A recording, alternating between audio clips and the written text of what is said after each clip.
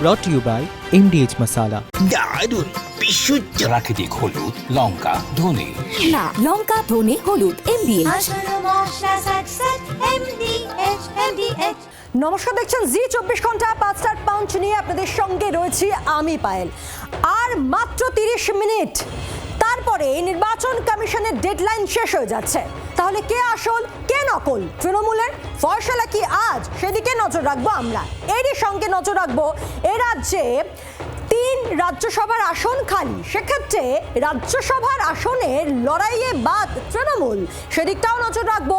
এবং আরও একদিকে নজর রাখতেই হচ্ছে, তা হচ্ছে বারুইপুর কাণ্ড। বারুইপুর কাণ্ডে মুখ্যমন্ত্রী শুভেন্দু অধিকারীর একেবারে জিরো টলারেন্স। আর এই আবহে সস্তার রাজনীতি জোড়া ফুলের। শুরুতেই যেদিকে নজর রাখতেই হচ্ছে, আমাদের প্রতিনিধিরা রয়েছেন, কারা কারা রয়েছেন আপনাকে জানিয়ে দিন। রাজীব রয়েছে আমাদের সঙ্গে এবং রক্তিমা রয়েছে, আমাদের প্রতিনিধির কাছে যাব। তবে তার আগে শুরুতেই নজর রাখতে হচ্ছে যেদিকে, জোড়া ফুল প্রতিকার কালীঘাট তৃণমূলের নাকি বিদ্রোহী তৃণমূলের, এই মোক্ষম প্রশ্নের উত্তর এখন নির্বাচন কমিশনের ঘরে।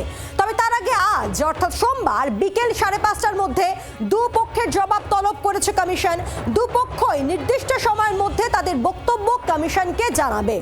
আর তারপর নির্বাচন কমিশন সিদ্ধান্ত নেবে যে প্রতীক তহবিল কোন তৃণমূলের কাছে যাবে। রাজীব চক্রবর্তী আমাদের সঙ্গে সরাসরি রয়েছেন, আমাদের প্রতিনিধি দিল্লি থেকে। রাজীব, আর 30 মিনিট বাকি ডেডলাইন শেষ হতে।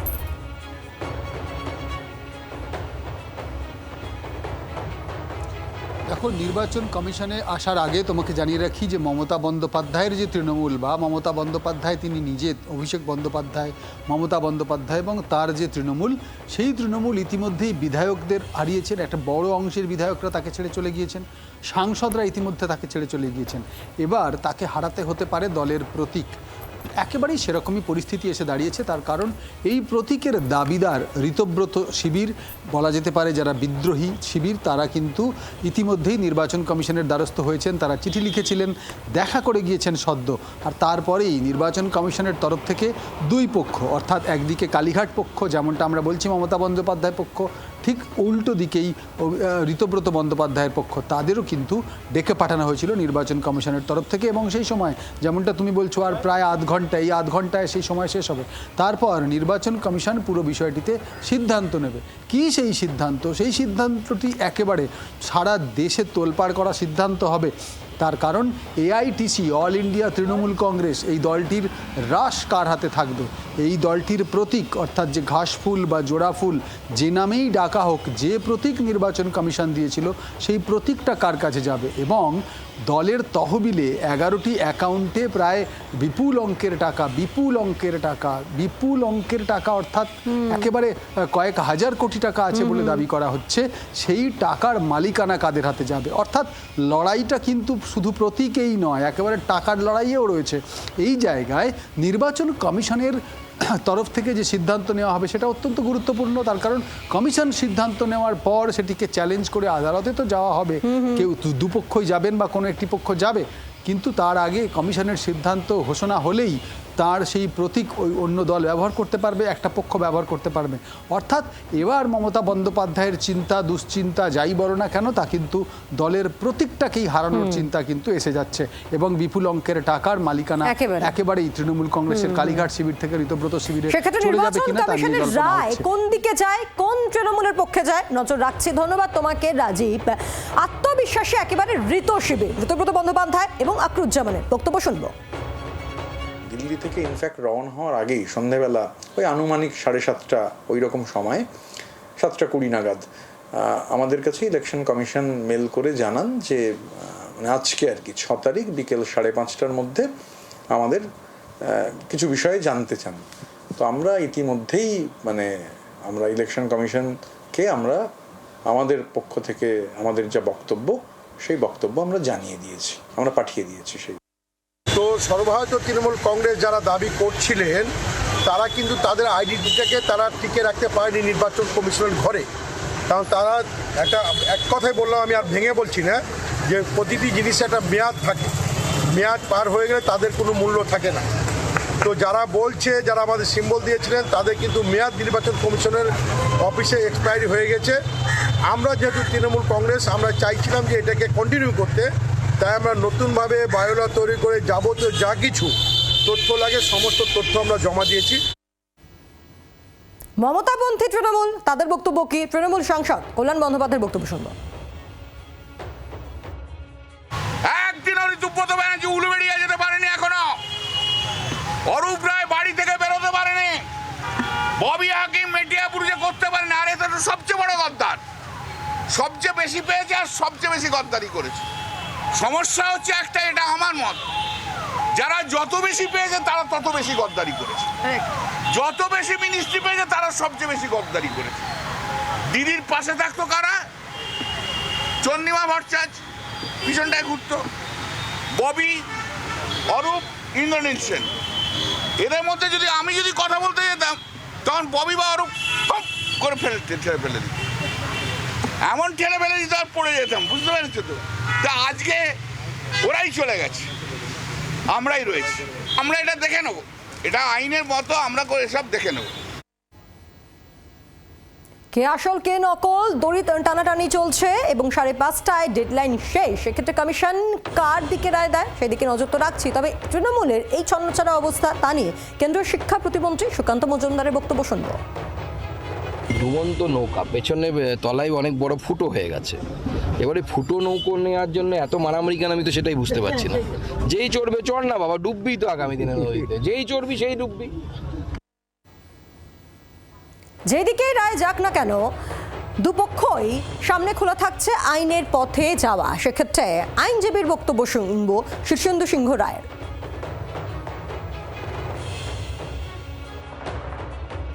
ভারতের কোনো রাজনৈতিক দলের দুই গোষ্ঠীর মধ্যে প্রতীক নিয়ে বিরোধ দেখা দিলে ভারতের নির্বাচন কমিশন নির্বাচন প্রতীক সংরক্ষণ ও বন্টন আদেশে 1968-র 15 নম্বর অনুচ্ছেদ অনুযায়ী সিদ্ধান্ত নেয়।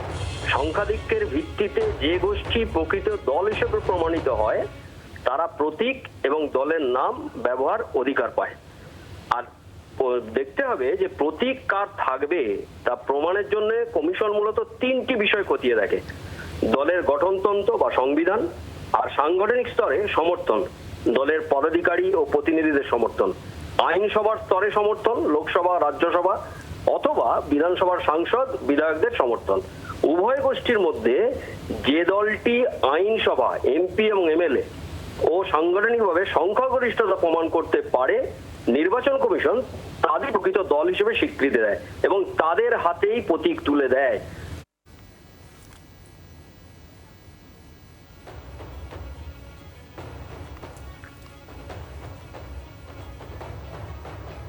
পশ্চিমবঙ্গের 3 রাজ্যসভা আসন খালি। 24শে জুলাই উপনির্বাচনের বিজ্ঞপ্তি ঘোষণা। সুখেন্দু শেখর রায়, সুস্মিতা দেব, প্রকাশচিত বড়াইকের পদত্যাগ এবং 3 জনের সাংসদ পদ ছাড়ার পর এই উপনির্বাচন। আমরা পুরো বিষয়ে কথা বলবো। আমাদের সঙ্গে সরাসরি রয়েছেন আমাদের প্রতিনিধি অর্ক, রয়েছে আমাদের সঙ্গে। অর্ক, সেক্ষেত্রে মমতাপন্থী কালীঘাট তারা এই রাজ্যসভার আসনে লড়াই করতে পারবে না, সেই বিষয়টা স্পষ্ট হয়েছে।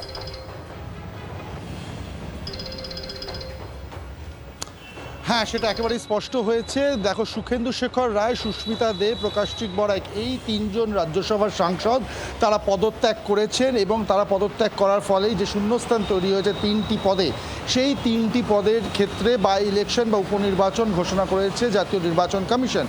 24শে জুলাই সকাল 9টা থেকে বিকেল 4টে পর্যন্ত এই উপনির্বাচন হবে। বিকেল 5টা থেকে ভোটের গণনার কাজ শুরু হয়ে যাবে। 27শে জুলাইয়ের মধ্যে এন্টায়ার ভোটের যে প্রসেস সেটা সম্পূর্ণ করার নির্দেশ দেওয়া হয়েছে। 7 তারিখ অর্থাৎ আগামীকাল ভোটের বিজ্ঞপ্তি জারি হবে জাতীয় নির্বাচন কমিশনের তরফ থেকে। 14ই জুলাই নমিনেশন জমা দেওয়ার শেষ দিন এবং 15ই জুলাই নমিনেশন যাচাই হবে, অর্থাৎ যারা প্রার্থী পদে মনোনয়ন জমা দিয়েছেন তাদের সেগুলো সব যাচাই হবে ডকুমেন্টস, এবং 17 তারিখ নমিনেশন উইথড্র করার শেষ দিন, অর্থাৎ প্রার্থীপদ প্রত্যাহার করার শেষ দিন, এবং 24 তারিখ সকাল 9টা থেকে ভোট। মূলত দেখো, 3 জন যেহেতু পদত্যাগ করেছেন, ফলে খুব স্বাভাবিকভাবে 3টে শূন্যস্থান ভরাট করতে হবে। সেই শূন্যস্থান ভরাট করার জন্যই এই বিজ্ঞপ্তি আগামীকাল জারি করতে চলেছে জাতীয় নির্বাচন কমিশন। ধন্যবাদ অর্ক। আর এই পুরো বিষয়ে ঋতুব্রত বন্দ্যোপাধ্যায় এবং অগ্নিমিত্রা পাল তাদের বক্তব্য শুনবো। না আমরা পাবো সেটা তো বলার কোনো এটা তো সেই আগের সরকার, আবার বলবো আগের সরকার নয়, যেখানে কোনো ইলেকশন হয় না, যেখানে কোনো দিন ইলেকশন হয়নি, সে সেন্ট্রাল ফোর্স থাকুক আর না থাকুক, ইলেকশন হবে। আর টিএমসি যে ক্রেডিবিলিটি সেটা বাংলার মানুষ এই ইলেকশনে দেখিয়ে দিয়েছে। সুতরাং এটাই মনে হয় যে কোনো ইলেকশন হলে মানুষ এখন বিজেপির ওপরেই ভরসা রাখছে, কিন্তু ইলেকশনের মতনই হবে। ইলেকশন ঘোষণা হয়েছে, কিন্তু বিধানসভার যে সংখ্যার বিন্যাস তাতে মানে অল ইন্ডিয়া তৃণমূল কংগ্রেসের 3টে সিটের নির্বাচন হলে জেতবার কোনো পরিস্থিতি নেই। স্বাভাবিকভাবে যা নাম্বার, মানে তো নাম্বারের ওপর হচ্ছে যে সংখ্যা থাকে সেই সংখ্যার ওপর নির্বাচন হয়। আমরা দেখেছি রাজ্যসভা নির্বাচন হচ্ছে, কিন্তু আমাদের কাছে তো সেই সংখ্যা নেই যে আমরা প্রার্থী দেবো, সুতরাং প্রার্থী দেওয়ার প্রশ্ন নেই। মুখ্যমন্ত্রী শুভেন্দু অধিকারী জিরো টলারেন্স, আরেকদিকে সস্তার রাজনীতি কালীঘাট তৃণমূলের। বারুইপুরে মমতা তৃণমূলের প্রতিনিধি দলে দোলা সেন, প্রতিমা মণ্ডল, বিমান বন্দ্যোপাধ্যায়। ঢালাই ব্রিজে পুলিশের তরফে আটকানোর পর বারুইপুরে দোলা প্রতিমারা।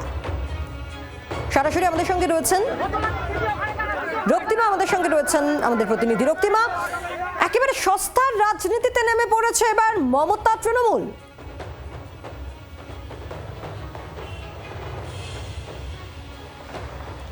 দেখো, বারুইপুরের যে ঘটনাটা ঘটেছে সেই ঘটনার প্রতিবাদে তুমি জানো যে গতকালই আমরা দেখেছি মমতা বন্দ্যোপাধ্যায় তিনি সরাসরি সেই পরিবারের সঙ্গে কথা বলেছিলেন এবং তারা যে অভিযোগটা করছেন যে তাকে হাউস অ্যারেস্ট করে রাখা হয়েছে, যেটা সম্পূর্ণ অনৈতিক। অন্যদিকে দেখো, যেটা পুলিশ প্রশাসনের তরফে যেটা বারে বারে বলা হচ্ছে যে মমতা বন্দ্যোপাধ্যায় বা অভিষেক বন্দ্যোপাধ্যায়রা স্পটে গেলে পরিস্থিতি কিন্তু আরও খারাপের দিকে যেতে পারে। এমনিতেই পরিস্থিতি ওখানে উত্তপ্ত হয়ে রয়েছে, কারণ যে ঘটনাটা ঘটেছে সেই ঘটনা কিন্তু ঘটার কথা ছিল না এবং স্বাভাবিকভাবেই সেখানে যদি রাজনৈতিক ব্যক্তিরা বারে বারে যেতে থাকেন পরিস্থিতি আরও কিন্তু খারাপের দিকে যেতে পারে।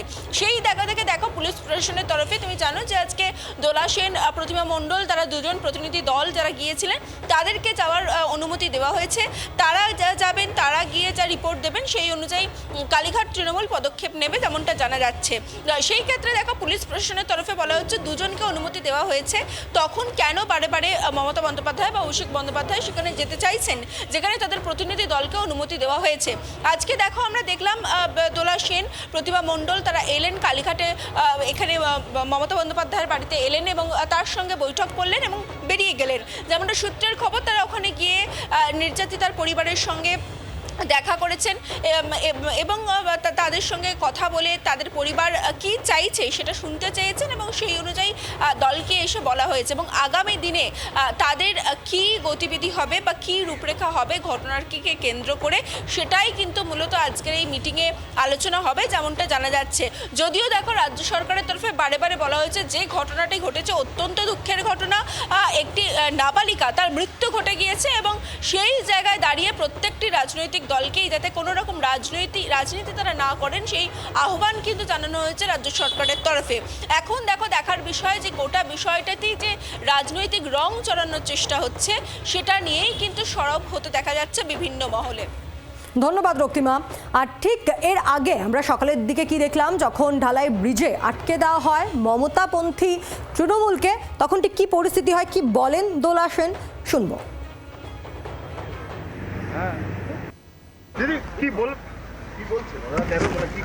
ভাই, এই গাড়িটাকে যেতে দেবেন না, একটু বলবেন কাইন্ডলি, কিছু একটা ব্যারিকেডের কারণ বলবেন। দাদা আপনাকে জিজ্ঞেস করছি,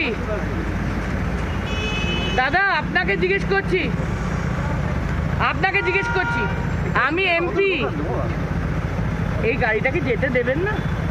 আমি তো আপনাদের এসপি কে আইজি কে জানিয়ে যাচ্ছি, তো আমাদের দুটো গাড়ি অ্যালাউড, আমারটা কি অ্যালাউড না? বিশেষ নির্দেশ আছে। আমাকে তো আপনার সাহেবরাই ছাড়লেন, আপনার সাহেবরা তো ছাড়লেন। প্রসেনজিৎ চট্টোপাধ্যায়ের বাড়ি থেকে বেরোলেন কেন্দ্রীয় স্বরাষ্ট্রমন্ত্রী অমিত শাহ, সরাসরি সেই ছবি আপনাদের সামনে রাখছি। কেন্দ্রীয় স্বরাষ্ট্রমন্ত্রী অমিত শাহ রাজ্য সফর, আজ রাজ্যে আসেন তিনি শ্যামাপ্রসাদ মুখোপাধ্যায়ের জন্মতিথি উপলক্ষে এবং তারপর আমরা দেখি যে ইকো পার্কের নিউ টাউনে সেখানে শ্যামাপ্রসাদের মূর্তির ভিত্তিপ্রস্তর স্থাপন করেন। সেখান থেকে তিনি সোজা চলে যান শ্যামাপ্রসাদের বাড়িতে এবং সেখান থেকে একেবারে প্রসেনজিতের বাড়িতে। কথা বলবো, অয়ন শর্মা রয়েছে আমাদের সঙ্গে। অয়ন, দেখো, বঙ্গ সফরে অমিত শাহ 4:55 ঘড়ির কাঁটায় সেই সময় প্রসেনজিৎ চট্টোপাধ্যায়ের যে বালিগঞ্জ ফাঁড়ি এলাকায় তার যে বাড়ি রয়েছে সেখানে এসে পৌঁছান অমিত শাহ এবং তার সঙ্গে একেবারে প্রথম সিটে বসেছিলেন অমিত শাহ এবং তার পিছনের একেবারে সিটে মুখ্যমন্ত্রী এবং বিজেপির রাজ্য সভাপতি তিনি উপস্থিত ছিলেন এবং তারা প্রসেনজিৎ চট্টোপাধ্যায় বাড়ি থেকে প্রসেনজিৎ চট্টোপাধ্যায়ের পরিবারের সঙ্গে সাক্ষাৎ করেন এবং এছাড়া উপস্থিত ছিলেন লকেট চট্টোপাধ্যায় এবং নিশ্চিত প্রামাণিক, তারা উপস্থিত ছিলেন। মূলত এই যে সাক্ষাৎ, সেই সাক্ষাৎ পর্বকে সৌজন্য সাক্ষাৎকার বলেই কিন্তু এমনটাই এখনো পর্যন্ত জানা যাচ্ছে এবং যেহেতু রাজনৈতিক যারা ব্যক্তিত্বরা তারা যেমন উপস্থিত হয়েছেন, খোদ বিজেপির রাজ্য সভাপতি তিনি উপস্থিত হয়েছেন এবং সেখানেও কিন্তু সূত্র মারফত যেমনটা খবর যে রাজনীতির যে বিষয় সেই বিষয়ে কিন্তু আলোচনা হয়েছে এমনটাই সূত্র মারফত জানা যাচ্ছে। এবং কিছুক্ষণ আগে তুমি দেখলে একেবারে 24 ঘন্টার দর্শকদের আমরা দেখালাম যে উৎসব যে বাড়ি রয়েছে প্রসেনজিৎ চট্টোপাধ্যায়ের যে বাড়ি, সেই বাড়ি থেকে বেরিয়ে গেলেন একেবারে অমিত শাহ এবং যে ফরচুনার গাড়িতে করে সাদা রঙের গাড়ি, একই গাড়িতে মুখ্যমন্ত্রী, রাজ্য বিজেপি সভাপতি এবং প্রথম সিটে অমিত শাহ বসে রয়েছেন। তারা কিন্তু একই সাথে একেবারে বালিগঞ্জ ফাঁড়ি এলাকার যে বাড়ি, সেই বাড়ি থেকে প্রসেনজিৎ চট্টোপাধ্যায়ের বাড়ি থেকে বেরিয়ে গেলেন কেন্দ্রীয় স্বরাষ্ট্রমন্ত্রী অমিত শাহ। ইতিমধ্যে কিন্তু যে ছবি দেখা যাচ্ছে যে এই ছবি যথেষ্ট তাৎপর্যপূর্ণ এবং লকেট চট্টোপাধ্যায় তিনি উপস্থিত ছিলেন, তিনি বলছেন সংবাদ মাধ্যমের মুখোমুখি হচ্ছে লকেট চট্টোপাধ্যায়। আমরা দেখছি সেই ছবি। এর আগেও আমরা দেখেছিলাম অয়ন যে প্রসেনজিৎ চট্টোপাধ্যায়ের বাড়িতে গিয়েছিলেন অমিত শাহ সেই 2022 সালে। আসবো তোমার কাছে, তার আগে দেখি এই মুহূর্তে কি চলছে।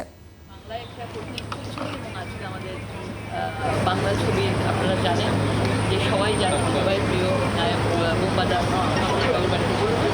এবং সিনেমা নিয়ে অনেক আলোচনা হলো। এই না সেরকম কিছু আলোচনা না, এমনি নিছকই একটু সৌজন্য সাক্ষাৎ এবং আমাদের বইগুলো যেগুলো দেওয়া হয়েছে সেগুলো পড়ার কথা বললেন। হ্যাঁ, তার ডক্টর শ্যামাপ্রসাদ মুখার্জির জন্মজয়ন্তী উপলক্ষে বিশেষ সম্পর্ক অভিযান চলছে, তো সেই হিসাবেই আজকে ওনার বাড়িতে এসেছিলেন। দেখো লকেট অয়ন রয়েছে আমাদের সঙ্গে। অয়ন, যেমনটা বলছিলাম এর আগেও আমরা দেখেছিলাম 2022 সালের মে মাসে প্রসেনজিৎ চট্টোপাধ্যায়ের বাড়িতে মধ্যাহ্নভোজ স্বার্থে কেন্দ্রীয় স্বরাষ্ট্রমন্ত্রী অমিত শাহকে এবং সে সময় সৌজন্য সাক্ষাতের একটা ছবি উঠে এসেছিল এবং তার ঠিক 4 বছরের মাথায় আবারও কেন্দ্রীয় স্বরাষ্ট্রমন্ত্রী বোম্বাদার বাড়িতে, টলিউডের ইন্ডাস্ট্রি যাকে বলা হয় তার বাড়িতে। একেবারে দেখো, যেটা লকেট চট্টোপাধ্যায় যেটা জানেন না যে এই যে সাক্ষাৎকার, সেই সাক্ষাৎকার কিন্তু তারা সৌজন্য কিন্তু তারা সৌজন্য হ্যাঁ, একটা আলোচনা হয়েছে প্রসেনজিৎ চট্টোপাধ্যায়ের সঙ্গে এবং পাশাপাশি প্রসেনজিৎ চট্টোপাধ্যায়ের সঙ্গে সাক্ষাৎ করার ইচ্ছা প্রকাশ আগেই করেছিলেন অমিত শাহ। সেই জন্য কিন্তু একেবারে মুখ্যমন্ত্রীকে সঙ্গে নিয়ে কিন্তু এই আসতে দেখা যায়। তো লকেট চট্টোপাধ্যায় যেটা জানালেন যে এই যে নতুন সরকার আসার পর তারা একেবারে বাংলা সিনেমার এক সময় একবারে চলচ্চিত্র অভিনেতা, নামী অভিনেতা, তার সঙ্গে সাক্ষাৎ করার ইচ্ছা প্রকাশ করেছিলেন অমিত শাহ এবং তারপরে কিন্তু সেই মতো একটা একবারে ঝটিকা সফর, এই ঝটিকা সফরে প্রসেনজিৎ চট্টোপাধ্যায়ের সঙ্গে সাক্ষাৎ করলেন তারা। কিন্তু এখানে আলোচনার যে বিষয় বলছে সেই বিষয় কিন্তু একেবারে তিনি যেমনটা জানালেন যে নিছকই একটা সৌজন্য সাক্ষাৎকার এবং বাংলা সিনেমা যে একটা স্বর্ণযুগ, সেই স্বর্ণযুগকে যাতে ফিরিয়ে আনা যায় সেই বিষয়ে কিন্তু আলোচনা হয়েছে এমনটাই জানালেন লকেট চট্টোপাধ্যায়। একেবারে যে ছবি আপনাদের সামনে রাখছি, কেন্দ্রীয় স্বরাষ্ট্রমন্ত্রী অমিত শাহ বঙ্গ সফরে এসেছেন আজ এবং বঙ্গ সফরে তার প্রসেনজিৎ চট্টোপাধ্যায়ের বাড়িতে যাওয়া যা যথেষ্ট কিন্তু ইঙ্গিতপূর্ণ এবং রাজনৈতিক মহলের কারবারিরা দুই অনেকেই চার করছেন। তো সেক্ষেত্রে এর আগেও যদি আমরা দেখেছিলাম 2022 সালে মে মাসের কথা আপনাদের মনে থাকবে, সেই সময় কেন্দ্রীয় স্বরাষ্ট্রমন্ত্রী অমিত শাহ তিনি একেবারে প্রসেনজিৎ চট্টোপাধ্যায়ের বাড়িতে গিয়েছিলেন, সেখানে বেশ কিছুটা সময় কাটিয়েছিলেন, মধ্যাহ্ন ভোজও সেরেছিলেন সেখানে এবং তারপরে একটা চর্চা হয়েছে হয়েছিল এবং তার 4 বছরের মাথায় আবারও টলিউডের সুপারস্টার প্রসেনজিৎ চট্টোপাধ্যায়ের বাড়িতে একেবারে কেন্দ্রীয় স্বরাষ্ট্রমন্ত্রী অমিত শাহ। আজ আমরা দেখলাম যে আজ কেন্দ্রীয় স্বরাষ্ট্রমন্ত্রী তিনি আসেন বঙ্গ সফরে।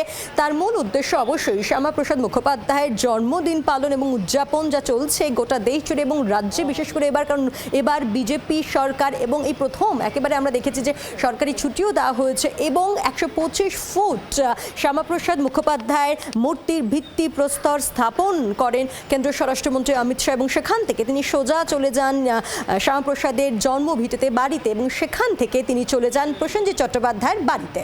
স্বাস্থ্য আর নিউট্রিশন পাবে, শরীরও স্ট্রং হবে, অল্প খেলেই পেট ভরে, ডাইজেশন ঠিক রাখে। MDH সোয়াটিন, আসল প্রোটিন। MDH